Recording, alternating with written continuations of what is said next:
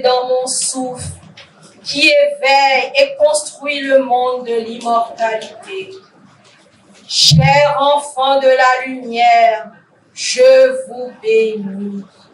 Soyez assurés de ma gratitude pour l'œuvre que vous entreprenez, surtout pour ceux d'entre vous qui l'accomplissent avec un esprit impersonnel et pur.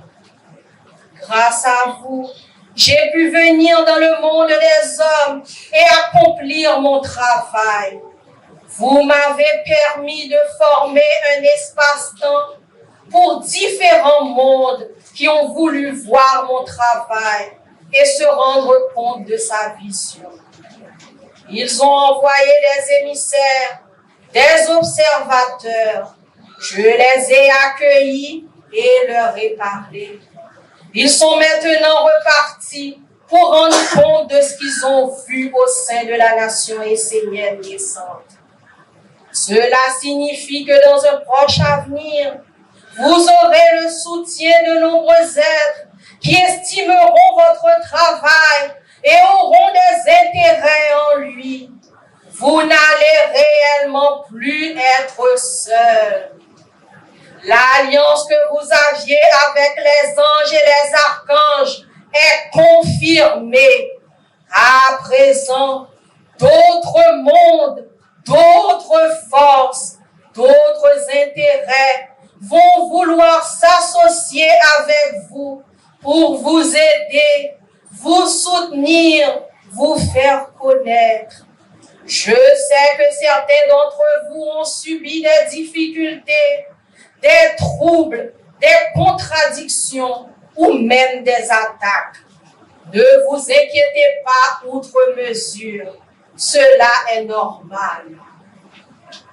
Cela fait partie du travail. J'ai brassé l'air autour de vous.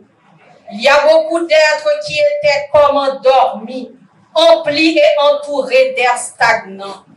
J'ai soufflé dans les éthers. Cela peut effectivement vous secouer, vous perturber, mais c'est un travail à faire sur soi. Dans les 3 mois qui vont venir, c'est-à-dire jusqu'à la rencontre du Père Uriel, l'air de vos éthers sera encore animé par ce brassage, afin que tout ce qui s'opposait à la vie divine soit chassé. Pendant ces 3 mois, vous devez trouver un nouvel équilibre, une nouvelle façon de marcher sur la terre, afin de pouvoir entrer dans la nation essénienne en conscience et vie lumineuse. Rappelez-vous que l'homme n'est pas obligé d'être parfait. Il doit simplement être un fidèle de Dieu dans son cœur, son âme, son intention pure, consciente et claire. Il doit agir dans sa vie en voulant agir pour Dieu, lui-même, réellement, en vérité. Si vous vous sentez perdu, raccrochez-vous aux paroles des maîtres de votre tradition de lumière. Rappelez-vous que lorsque maître enseigne, c'est un monde qui parle à travers lui. Lorsqu'il te parle personnellement, c'est ton ange qui répond à tes questions. Sois fidèle à la lumière de la vie. Sache que lorsque tu seras dans l'enceinte sacrée de la nation essénienne, ton chemin et ton pas seront beaucoup plus légers. Tu pourras œuvrer et vivre sur la terre comme la pensée juste de Dieu. Je me tiendrai dans la nation essénienne comme l'air précieux, l'air lumière, l'air doux et vivant, empli de sagesse. J'alimenterai vos souffles, je vivrai dans vos atmosphères d'âme, je nourrirai le divin chez les Esséniens. Je serai l'esprit et l'âme de vie de votre nation, de vos villages, de vos maisons, de vos prières et de vos méditations, de vos familles, de vos travaux, de vos entreprises. Vos anges seront bénis par mon souffle à travers les mystères de la ronde des archanges. Je repars dans les mondes divins, mais je laisse avec vous mon souffle de l'amitié et de l'alliance de lumière. Cultivez cette présence et faites-la fructifier entre vous. Elle vous apportera prospérité et réconfort dans vos vies. Je vous laisse également un peu de vent violent pour vous réveiller et rappeler à votre conscience que le temps est compté pour l'homme et qu'il n'est plus question de butiner à droite ou à gauche. Il faut maintenant agir et œuvrer, car l'immortalité n'est pas dans la construction des formes. Elle vient lorsqu'elle peut se poser sur des structures parfaitement établies et capables de la porter et de l'incarner. Les formes se construisent dans le temps, alors que l'immortalité prend son essor dans l'éternité.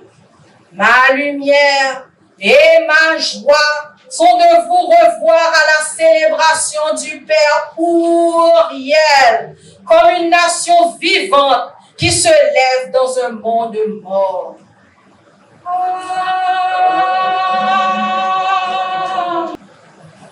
La première joie, c'est comme d'habitude d'être avec vous ici dans l'enceinte sacrée de la maison de Dieu. C'est toujours pour moi une joie indicible d'être là avec vous. La deuxième joie, c'est de fêter l'ère de l'archange Raphaël qui a pris fin aujourd'hui. Vous connaissez notre tradition, à chaque fin de règne, à chaque fin de l'ère de l'archange, nous organisons une grande fête en l'honneur de l'archange. Et c'est encore pour moi une grande joie de pouvoir fêter l'archange, la clôture de l'ère de l'archange Raphaël. Mais sans vouloir, je n'ai pas. Moi, j'ai entendu, quand j'ai lu le psaume, je ne vois pas quoi ajouter de plus. Je ne vois pas quoi ajouter de plus. Vous êtes des Esséniens. Vous avez été tous à la célébration de l'archange Raphaël. Vous avez entendu les messages de l'archange Raphaël. Vous avez entendu toutes les bénédictions que l'archange Raphaël nous avait données pendant cette célébration. Nous étions 257. Il avait touché chacun de nous dans cette célébration. Et on a compris. On avait compris beaucoup de choses pendant cette célébration. Et moi, encore aujourd'hui, j'ai encore plus compris en regardant le psaume qui clôture l'ère de l'archange Raphaël. L'archange était venu. Il était venu pour nous. L'archange était venu pour nous. Et pour nous, les Esséniens. On nous avait dit que l'archange était venu pour nous. Et dans le psaume, il l'a confirmé. L'archange a confirmé sa présence parmi nous. Et il nous parlait, il nous a parlé de toutes les bénédictions qu'il nous a données. Moi, ce que j'aime le plus dans ce psaume, c'est quand l'archange dit « Soyez rassurés de ma gratitude. » Avez-vous imaginé un monde divin qui est reconnaissant envers vous? Un monde divin qui manifeste sa reconnaissance envers vous. Mais ce n'est pas un cadeau, vous devez en être sûr. Le monde divin ne vous a pas fait un cadeau. Vous aviez peut-être fait ce que vous devriez faire. Vous aviez peut-être fait ce que vous devriez faire.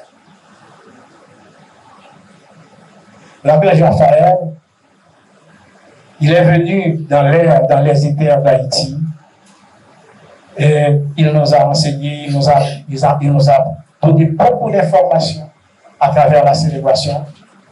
Et ce matin, toutes ces informations-là sont confirmées. Avez-vous imaginé? Vous avez entendu la lecture du psaume. Si vous aviez des troupes si vous aviez encore des doutes, parce que nous autres, les enseignants, nous disons toujours que nous ne sommes pas des croyants, nous sommes des pratiquants. Un pratiquant doit avoir une alliance. Si vous n'avez pas d'alliance, vous ne pouvez pas être un pratiquant. Si vous n'avez pas d'alliance, vous êtes un croyant. Automatiquement, si vous aviez une alliance et vous avez perdu cette alliance, vous devenez automatiquement un croyant. Vous n'êtes plus un pratiquant.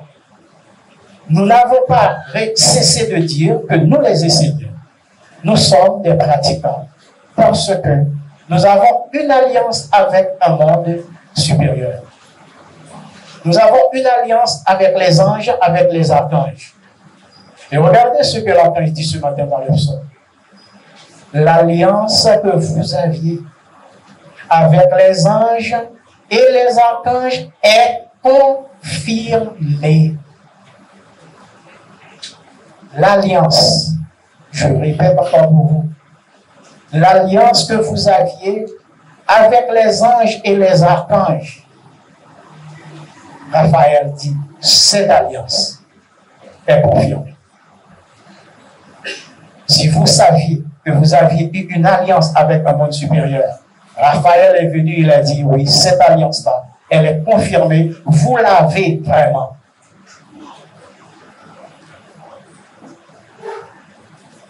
Moi, je ne vois pas. Qu'est-ce que je pourrais dire de plus d'un psaume comme ça? C'est un psaume qui parle de par lui-même. Bien entendu, c'est un père qui redresse. C'est un père qui redresse. Il est venu pour redresser. Il a parlé des redressements qu'il a fait. Alors il a brassé l'air. Mais pas dans le mauvais terme. Il a brassé l'air pour redresser. Il a brassé l'air pour corriger. Parce que là, quand j'estime que le monde divin a déjà perdu assez de temps comme ça, il n'est plus question de jouer. Il n'est plus question de regarder en arrière. Il n'est plus question de regarder à droite, de regarder à gauche. Il est question maintenant d'aller droit vers l'avant. Et ce que l'archange dit en réalité, nous devons continuer notre chemin, ce chemin de lumière que nous empruntons. Nous devons le continuer. Nous ne devons pas arrêter, ni par amour, ni par sentiment, ni par amitié. Nous devons continuer le chemin avec ceux qui sont prêts. Les autres viendront après si la chance leur sourit. Nous devons continuer le chemin avec ceux qui sont prêts. Les autres reviendront après avec, bien entendu, si la chance leur sourit. Raphaël nous dit que nous devons être dans l'enceinte sacrée du Père. L'enceinte sacrée du Père, c'est une assemblée. L'enceinte sacrée du Père, la première enceinte sacrée du Père, c'est la maison de Dieu, parce que tous les archanges reconnaissent que la maison de Dieu, c'est la porte d'entrée du monde divin aujourd'hui. La maison de Dieu, c'est la porte d'entrée du monde divin aujourd'hui. Si vous ne voulez pas de la maison de Dieu, vous ne voulez pas du monde divin, il va vous chasser. Le Maître était venu pour amener le troisième testament, il l'a fait. Vous les fidèles du Maître, vous les disciples du Maître, vous devez amener ce troisième testament jusqu'à la perfection, c'est-à-dire cette Bible, par vos actes, doit devenir la Bible de toute l'humanité. Et tous ceux qui sont en opposition à cette volonté du Père, ils seront chassés. Archange Raphaël. Parole de l'archange Raphaël. Ce n'est pas ma parole. C'est la parole de l'archange Raphaël. Tous ceux qui sont en opposition avec la volonté du Père, tous ceux qui ne reconnaissent pas aujourd'hui la maison de Dieu, c'est la porte d'entrée du monde divin. Tous ceux qui ne reconnaissent pas que cette Bible, le Maître était venu en réalité uniquement pour emmener ce troisième testament, telle a été la mission de Jésus. Son rôle était d'amener le deuxième testament. Et qu'est-ce qu'on a fait de ce deuxième testament? Nous le savons tous. Nous savons tous qu'est-ce qu'on a fait de ce deuxième testament.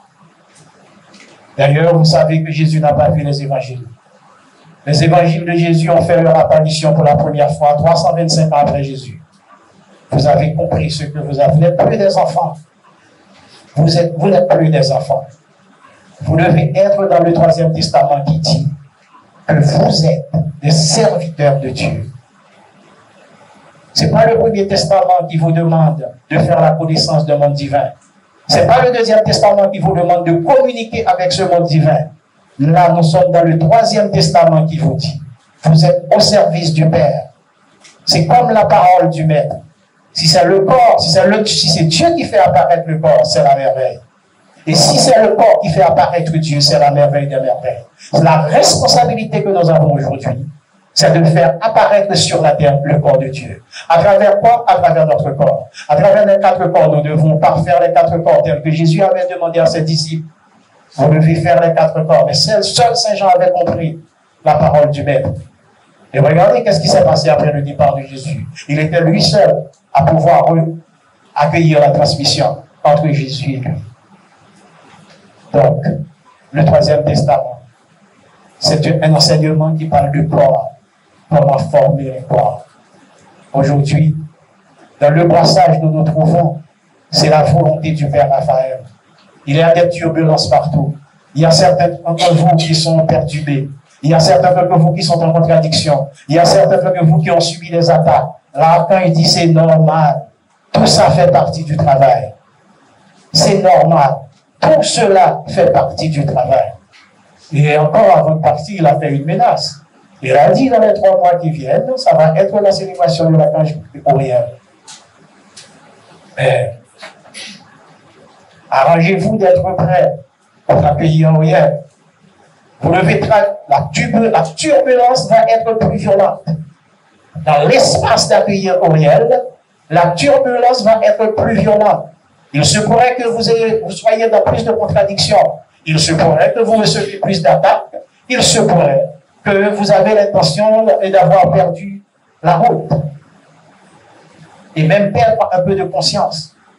Là, quand il dit, tout ce que vous avez besoin, c'est de changer de comportement. C'est changer ta façon de marcher. C'est changer ta façon de regarder. C'est changer ta façon de parler. C'est changer ta façon de poser les actes dans la vie. Si tu réussis à faire cela, tu te débarrasses d'un monde, et ce monde, le monde que vous allez accueillir, ce monde-là va pouvoir t'aider à traverser ce grand brassage que l'archange est en train de faire. Il va le laisser, ce brassage. L'archange Raphaël, il va partir, il est venu, il a fait le brassage, mais il va partir, il va laisser encore, ce brassage va être encore plus fort. Donc nous devons être conscients de ce que nous sommes. Nous sommes des enseignants. Nous devons être conscients de notre responsabilité. Nous devons être conscients de ce que nous avons fait ensemble. Car un archange qui vous dit, mes enfants dans la lumière, soyez bénis. Mes enfants dans la lumière, je vous bénis. Et soyez rassurés de ma gratitude pour l'œuvre que vous entreprenez, surtout ceux qui l'accomplissent avec un esprit impersonnel et pur. C'est-à-dire des êtres qui posent des actes, mais juste pour Dieu, sans attendre rien en retour. Je pose cet acte pour Dieu. Je pose cet acte uniquement pour Dieu, sans rien attendre en retour. C'est vrai que Dieu va vous donner plein de choses, mais il y a des gens qui ne me croient pas. Quand je dis que jamais, je ne me suis jamais présenté devant Dieu pour lui demander quoi que ce soit, alors qu'il m'a tout donné. Personne ne m'a jamais. Je le répète souvent ici, que je n'ai jamais demandé à Dieu quoi que ce soit.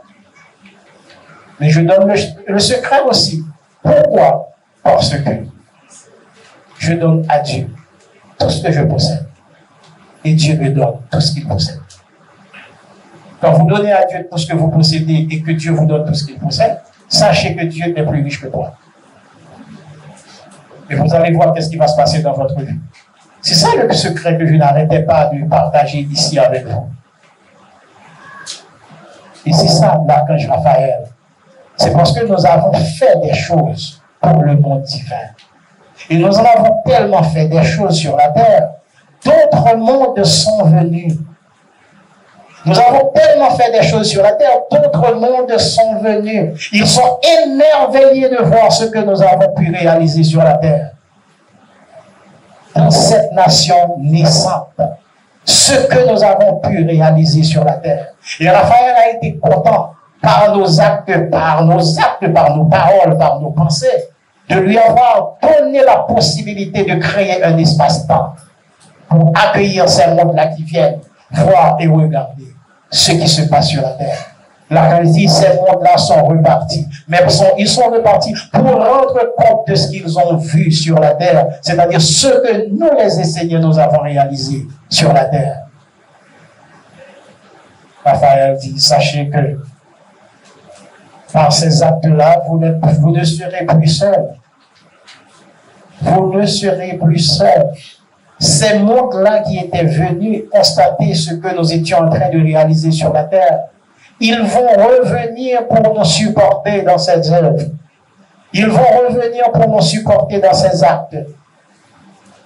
Et moi, quand j'ai lu le psaume 148, vous allez me dire, ah non, mais qu'est-ce que vous dites, il est fou. Mais d'où viennent encore ces idées-là? Moi, je n'ai pensé qu'à la construction de l'église essénienne chrétienne en lisant le psaume ce matin. C'est comme si c'était le psaume 188 de Raphaël qui était devant moi. Je pensais à ce que chaque communauté essénienne devrait penser à la construction d'une église. Parce que les êtres, quand ils sont venus dans une assemblée. Ils sont venus dans une maison de Dieu pour voir ce qui se passe. Des êtres qui sont enchantés, qui sont dans la louange envers le Père. Mais vous êtes vraiment des gens chanceux. Vous êtes vraiment des élus. Et j'insiste pour le dire, vous les enseignants haïtiens, sans vouloir faire de jalousie, vous êtes vraiment des élus. Soyez rassurés que vous êtes des élus. Vous les enseignants haïtiens, vous êtes des élus. Parce que vous avez compris que les actes que vous posez doivent être pour Dieu. Les actes que vous posez doivent être sans intérêt. Vous avez compris que vous ne devez pas poser des actes en attendant des retours du monde divin. Vous avez cette intelligence que le monde divin va de toute façon vous récompenser. Regardez le premier verset. Tout est dit. Tout est dit, tout est clair. Tout est dit, tout est clair. Si vous étiez dans l'accomplissement impersonnel et pur, alors vous passez. Si vous étiez dans l'accomplissement impersonnel et pur, vous passez. Sans vouloir être trop long, parce que moi je ne vois plus quoi dire de ce psaume qui est tellement clair, qui est une évidence, et que la lecture suffisait seulement pour que tout le monde soit édifié. Mais tout ce que j'ai à vous dire, c'est que vous êtes des gens vraiment extraordinaires pour avoir un monde divin reconnaissant envers vous. C'est le Père Raphaël qui parle, qui dit qu'il est reconnaissant parce qu'il dit que soyez rassurés de sa gratitude pour l'œuvre que vous entreprenez.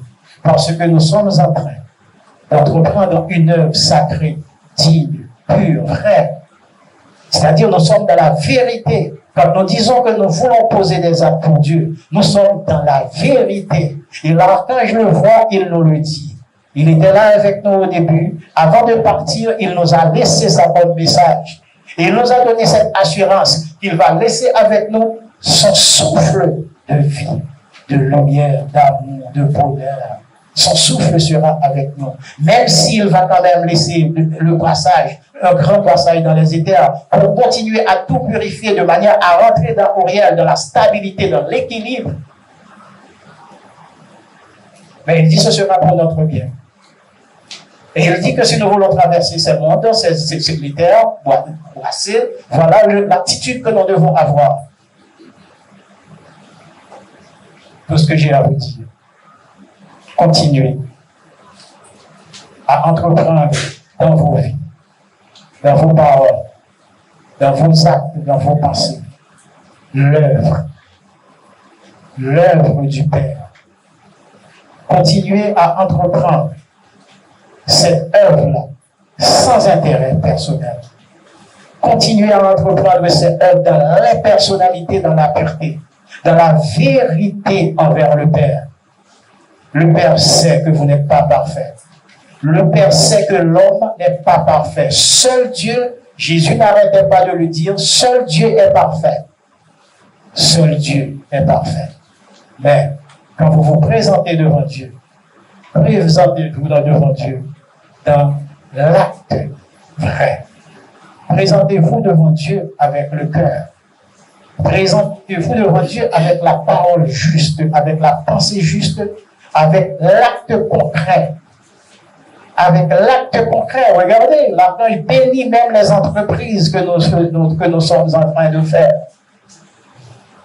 Mais que dire de plus? Nous avons fait site, nous avons créé des entreprises, et l'archange dit, je bénis ces entreprises. C'est extraordinaire ça. Donc, soyez vrais de ce que vous faites.